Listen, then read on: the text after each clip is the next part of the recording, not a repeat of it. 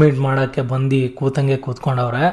Actually big ಬಾಸಿಂದ ಹೊರಗಡೆ ಹೋದ್ಮೇಲೆ ಎಲ್ಲರೂ ಪ್ರೆಸ್ ಮೀಟ್ ಮಾಡೋದನ್ನ ನೋಡಿದ್ವಿ. ಬಟ್ ಬಿಗ್ ಬಾಸ್ ಮನೆ ಒಳಗೆ ಇದ್ದಾಗಲೇ ಅದು ಫಿನಾಲೆ ವೀಕಲ್ಲಿ ಹೊರಗಡೆಯಿಂದ ಇಬ್ಬರು ಆ್ಯಂಕರ್ನ ಕರೆಸಿ ಎಲ್ಲ ಲೈನು ಕೂರ್ಸವ್ರೆ ಸ್ಟೇಟ್ಮೆಂಟ್ಗಳನ್ನ ತೊಗೊಳಕ್ಕೆ.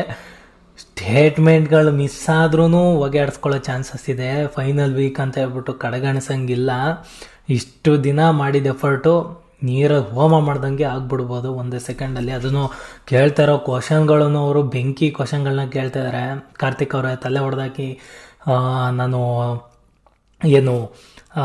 ಝೀರೋ ಅಲ್ಲ, ಅವರಿಂದ ಮೈನಸ್ ಮಾಡಿದ್ರೆ ನಾನು ಝೀರೋ ಆಗಲ್ಲ, ಪ್ರೂವ್ ಮಾಡಿ ಅಂತ ಎಲ್ಲ ಹೇಳಿದ್ರಿ.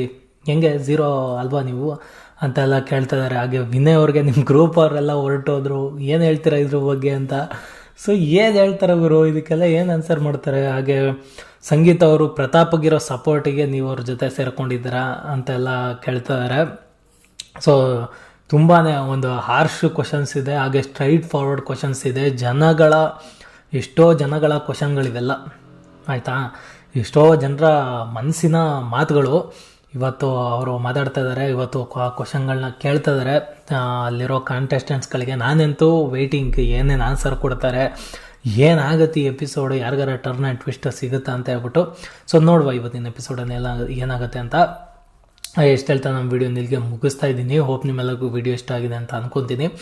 ವಿಡಿಯೋ ಇಷ್ಟ ಆಗಿದ್ರೆ ಚಾನಲ್ನ ಸಬ್ಸ್ಕ್ರೈಬ್ ಮಾಡ್ಕೊಳ್ಳಿ, ವಿಡಿಯೋಗೆ ಲೈಕ್ ಮಾಡಿಲ್ಲ ಡಿಸ್ಲೈಕ್ ಆದರೂ ಮಾಡಿ, ಏನಾದರೂ ಒಂದು ಮಾಡಿ ಹಾಗೆ ಹೋಗ್ಬಿಡಿ ಅಂತ ಹೇಳಕ್ಕೆ ಇಷ್ಟಪಡ್ತಾ ಥ್ಯಾಂಕ್ಸ್ ಫಾರ್ ವಾಚಿಂಗ್.